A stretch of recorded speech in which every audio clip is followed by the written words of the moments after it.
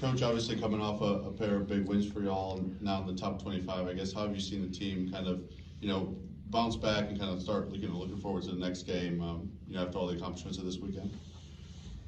Well, I haven't seen them since we got off the bus Sunday night after returning from Connecticut. Mood was great. We did we accomplished our goal, went up there, won a trophy, won a championship. That's kind of what we talked a lot about prior to leaving, and then during the actual tournament. They had a much needed day off yesterday to kind of regroup, take care of their business academically. It's only a short week, make sure we tidy up all of that that we need to do, and then have a fresh set of legs and minds here this afternoon. We'll regroup and start getting ready for the next game. All right, we'll go behind Steph to Danny P to coach's left. Coach, in winning that championship, just how much should some of those younger guys get to hold a trophy and be an experienced part of that, help them at this stage of their careers? Again, you'd have to ask them. It's not something that I've asked them, but I can't imagine that it's nothing but a positive experience for them to be a part of a team that, won a championship. Certainly, it's a smaller goal of ours each and every year when we're in one of those tournaments, and it's a tournament format rather than a classic format where it's predetermined opponents, where you have a chance to play in that tournament type of atmosphere, which I prefer because it doesn't happen until the end of the year, and then if you're fortunate enough to play in postseason, so it's hard to simulate. But getting back to your question, I think it can only be a positive thing for us. We'll go to Paul and then to John in the back. Any updates on Jaquan and Keyshawn when they may return? Jaquan has been day to day. Probably could have played Sunday in an emergency situation, but really didn't want to put him out there when, he wasn't fully confident. But he's a day to day. I can't imagine that he won't be, at least that or better by Friday. It just takes some time with the injury that he sustained. Keyshawn is still, diligently doing his rehab, working with Andrew Kegley, our trainer, who's been excellent with all the injuries that we've sustained. He's been unbelievable with the hours he's put in, and I'll get more of an update this afternoon with him. And I know you didn't get to see him as much as you wanted to in practice, but back when Tolu was healthy this summer, just kind of describe how that competition was and those battles in practice was between Tolu and Jimmy Bell. Yeah, it was fun to watch. You're talking about two experienced, veteran, big dudes going at one another, and they did it in such a respectful way. I think both of them knew once they got a feel for one another that they were going to get along well and that they could make each other better. Even though it was competitive, it was from a respectful vantage point. Certainly disappointed, with the situation that happened with Tolu, that, they couldn't continue to do that. But hopefully here, come January, that won't be the case anymore. But, it was really fun. I guess it was fun while it lasted. Chris, having three kind of Power 5 wins and having kind of the start that y'all had this year to obviously start out 5-0, do you think that kind of success this early can translate to confidence of the guys? Do you think that could kind of pay dividends for your next few games in terms of, early season success and all that good stuff based on your experience? The time will tell. You would think so on face value. It's something we talked about a lot heading into the first game of the tournament, that I wanted them to play with that confidence. They were here in this room for a reason. I had a lot of faith in them. I wanted them to play with confidence in themselves, and then at the same time, play with confidence, as a group, as a unit, and have that trust that connecting through great teams that happens over time. And I thought for the most part, we did that over the weekend, but how that, moves us forward, time will tell. But you would think, like I said, on face value, that would be something that, some of the newer guys would feel good about.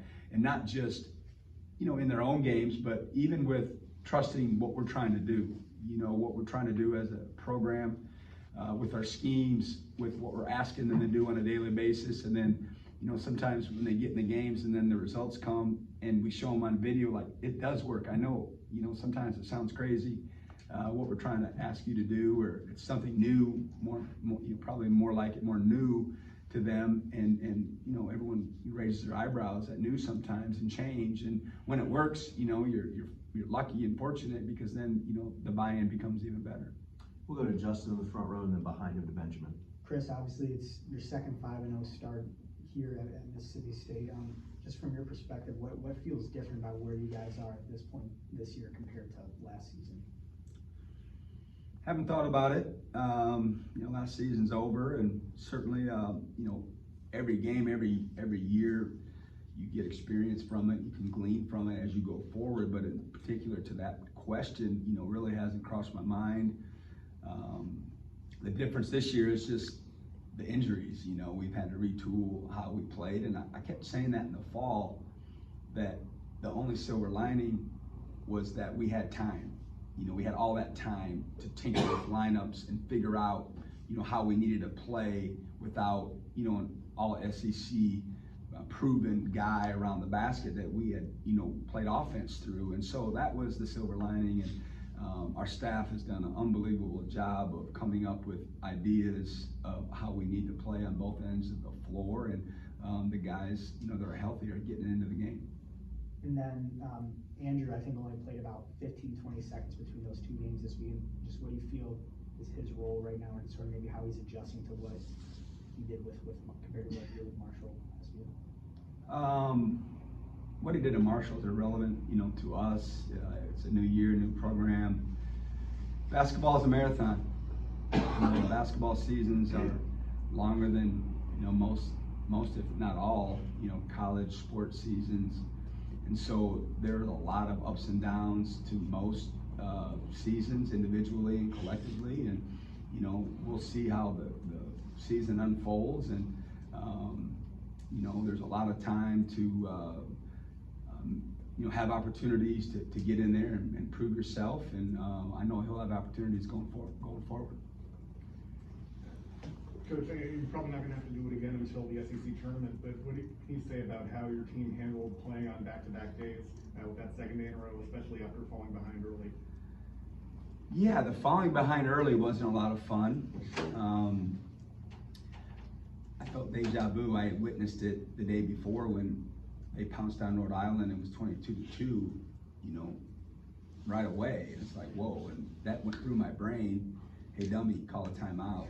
You know, let's not get it out of control. And that's not my nature, to be honest with you. I'm not sure I would have if I hadn't witnessed what happened the day before. I'm glad that I had that experience. Even though when I called timeout, it was 8-0, and then it became 11-0, and then it became 15-3. So it's not as if it really turned the tide. But we, you know, watching tape, we just didn't play very well the first 10, 12 minutes of the game. And a lot of the credit needs to go to Northwestern. They did. We were a little flat defensively. They're going to obviously see and hear about that today. I was more surprised when I watched the film than I was in person of how we just didn't play well. We were casual with passing and catching. We had a ton of turnovers the first 10, 12 minutes of the game that were, by the majority of them, unforced, and we just didn't have the same bite to us defensively, and that's disappointing. And certainly glad that, you know, they were able to turn it around and get some momentum heading into the halftime. And then eventually, I thought toward the late stages of the game, you know, our speed and our quickness out front wore them down a little bit. And, you know, the three-pointers were off a little bit down the stretch for them. And but the start of the game was something we need to talk about. Go back to Steph to coach's left. Chris, obviously we knew, you know, the talent level Josh had, you know, coming here, but, you know, we've seen him hit some big shots for y'all. I mean, the Northwestern game, he had some big shots there in the second half. Did you see that kind of mentality from him, you know, in the recruiting process, the edge he has, I guess, to kind of hit some big shots late in games, even as a true freshman? Well, gosh, I mean, you score 4,000 plus points. I'd imagine he's hit some big shots a lot. I haven't watched every one of his high school games. I was only around for his senior year, but you know, I've said all along, you know, you don't really know your recruits until they become your players. And until you're with them on a daily basis and you get underneath them, if you will, of how they tick, you know, what they're really all about. Certainly you try to figure it out in the recruiting process, but there's nothing like being a member of the team for months or years at a time, and you really get an understanding of really what they're about. And I've said it many times already that, you know, he's all about the right stuff. You know, he's got an unbelievable work ethic. He's got a poise. He's got a presence about him that's mature beyond his years. He just kind of got that it factor to him, and he's showing everybody. You know, he's showing everybody, and I don't think our players are surprised. If you really pay attention, you can tell they respect him because how excited they get for him when he makes a big shot or goes on a big run. So it's been obviously a big shot in the arm for us. Got time for a couple more. We'll go to Paul and then Jack. Obviously, Nichols gave you guys a pretty good scare last year, and they already knocked off LSU at LSU this year. Just what do you see from them compared to last year? Or is it a different team or different looks? Yeah, different team, different coach, different style even. But like you said, if our kids can't get ready to play, you know, on Friday afternoon with what you just described with the win over LSU and the scare that they gave us last year here, we have enough, you know, information to present to them that we should have their attention. Because when you come off playing back-to-back Power 5 teams and winning like we did, and you know, you could see them being a little bit of, you know, flat. And so it's our job to make sure they're not, and especially, you know, this early in the season. But they're a really good basketball team. They've had the big win. They're very athletic. They're long. They play really hard. But it's going to be a challenge for us. We're going to see a lot of zone more than likely.